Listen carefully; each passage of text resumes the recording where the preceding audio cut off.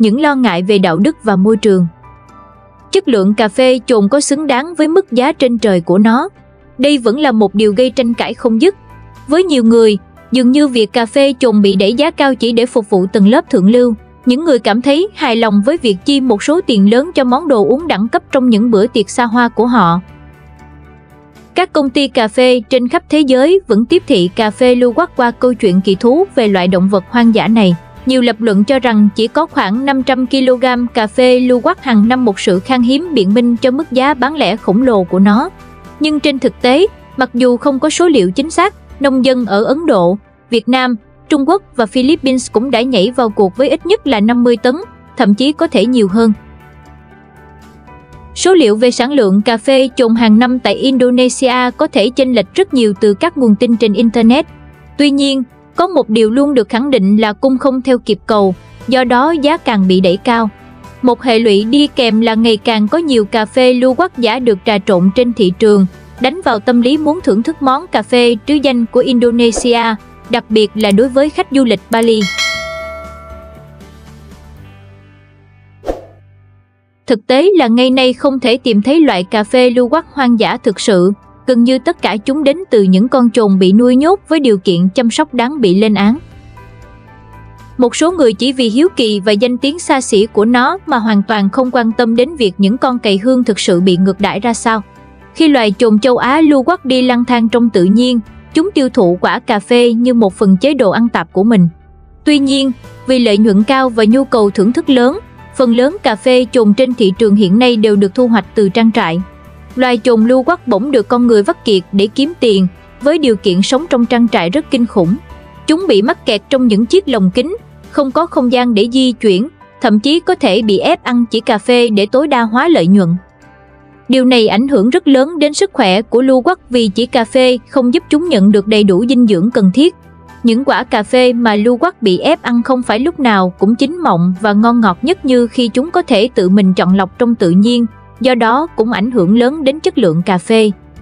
Các cuộc điều tra của đơn vị nghiên cứu bảo tồn động vật hoang dã tại Đại học Oxford và cả cuộc điều tra bí mật của BBC vào năm 2013 đã phơi bày cách mà cầy hương bị nuôi nhốt trong lồng, với điều kiện vô nhân đạo lại dán nhãn là cà phê cầy hương hoang dã để được buôn bán ở châu Âu. Ngay cả Tony White, cựu giám đốc của Taylor's of Harrogate, nhãn hiệu kinh doanh cà phê lâu đời tại Anh, ông là người đã giới thiệu Kobe Luwak đến phương Tây, cũng lên tiếng chống lại nó trong một bài báo cho The Guardian. Ông nói, khi tôi giới thiệu Kobe Luwak đến Vương quốc Anh, đó là một sự mới lạ kỳ quặc. Giờ đây, nó được định giá quá cao, công nghiệp hóa, tàn nhẫn và không thể xác thực. Điều đó thực sự khó tiếp nhận. Lần đầu tiên tôi đọc một mô tả về Kobe Luwak là vào năm 1981, trong một đoạn ngắn của tạp chí National Geographic Magazine. 10 năm sau, năm 1991, với tư cách là giám đốc cà phê của Taylor's of Harrogate, tôi là người đầu tiên nhập khẩu Kobe Luwak vào phương Tây với 1 kg. Trong 20 năm sau, Kobe Luwak đã trở thành huyền thoại về những loại cà phê đắt tiền nhất, một sản phẩm danh tiếng theo đúng nghĩa của nó, được cung cấp bởi mọi nhà bán lẻ cà phê tham vọng trên toàn thế giới, xuất hiện trên CNN News, các chương trình truyền thông ăn khách và The Bucket List, một bộ phim Hollywood. Tôi rất tiếc, tôi là người đã bắt đầu tất cả. Năm 2013, chính chuyên gia cà phê Tony White lên tiếng kêu gọi chấm dứt nạn bóc lột cầy để khai thác Kobe Luwak.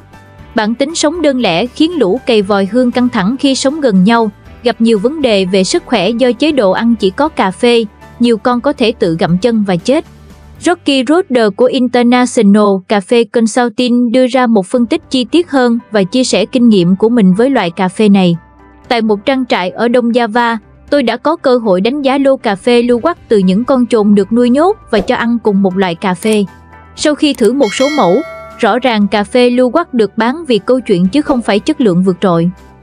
Cà phê chồn được chứng nhận đạo đức rất khó tìm. Đây là thách thức không chỉ ở Indonesia mà trên toàn thế giới. Hơn nữa, không có chương trình chứng nhận nào tồn tại để đảm bảo rằng cà phê Kobe Luwak được dán nhãn hoang dã thực sự là như vậy. Các nhà chứng nhận cà phê hiện hành chỉ làm việc để đảm bảo sản xuất và canh tác có trách nhiệm với môi trường và từ chối chứng nhận bất kỳ loại Kobe Luwak nào. Tuy nhiên, Tin đáng mừng là những cộng đồng nông nghiệp bền vững và nhiều thương hiệu sản xuất cà phê bền vững trên thế giới đã nghiêm khắc nói không với cà phê trộn có nguồn gốc từ động vật bị ngược đãi trong trang trại. Một số cơ quan chứng nhận cà phê, bao gồm Liên minh rừng nhiệt đới Rainforest Alliance và đã cấm sử dụng nhãn dán của họ cho Kobe Luwak. Các tiêu chuẩn của mạng lưới nông nghiệp bền vững, SAN, cấm săn bắt và sử dụng động vật hoang dã được nuôi nhốt trong các trang trại và sẽ không chứng nhận bất kỳ sản phẩm Kobe Luwak nào. Thương buôn bắt đầu làm ăn với các nhà cung cấp tự xưng là những người chăn nuôi cày hương nhân đạo. Nhà cung cấp tuyên bố rằng tất cả nông dân của họ đều được đào tạo và giám sát để không ngược đãi cày hương. Thị trường cà phê coi động thái này là tích cực, đặc biệt là vì nông dân được trả cao gấp 10 lần so với số tiền mà họ nuôi nhốt cày hương trong lồng trước đây nhờ chuỗi cung ứng được chứng nhận. Điều này có lẽ đã làm những người giàu có bớt đi phần nào cảm giác tội lỗi. Hy vọng điều này sẽ gây áp lực lên ngành sản xuất cà phê Luwak để dần xóa bỏ các hành vi lạm dụng động vật. Kobe Luwak được trích xuất từ phân của động vật, nó có vị rất tệ, đắt tiền và có thể không phải là trải nghiệm tuyệt vời nhất đối với những loài động vật sản xuất ra nó. Vì vậy, nếu các chuyên gia kịch liệt phủ nhận nó thì liệu người tiêu dùng có thực sự thích nó? Hay họ đang đáp lại danh tiếng của nó từ sự thổi phồng của phương tiện truyền thông? Mặc dù người tiêu dùng bình thường sẽ không trả mức giá cao ngất ngưỡng mà loại cà phê này đòi hỏi, nhưng có một bộ phận người giàu Hoa Kỳ, châu Âu và Đông Á sẵn sàng trả tiền để có được trải nghiệm mới lạ hoặc xa xỉ. Rõ ràng, nó không nhất thiết phải ngon, người uống cà phê không cần phải thích nó, và nó không nhất thiết phải hợp túi tiền đối với một số người muốn nó. Đó là câu chuyện, và bất kể suy nghĩ của bạn về chất lượng của Kobe Luwak như thế nào, dường như luôn có một thị trường dành cho các sản phẩm khẳng định sự quý hiếm hoặc độ giàu có. Câu chuyện về Kobe Luwak vẫn là điều cần được nghiên cứu sâu hơn và một số nỗ lực bảo tồn nghiêm túc hơn.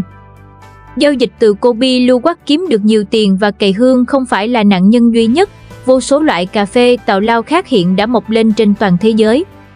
Từ phân voi Thái Lan đến chim Yaku Brazil và khỉ bonobo đều đã được báo chí tâng bốc để phục vụ mong muốn vô độ của người tiêu dùng.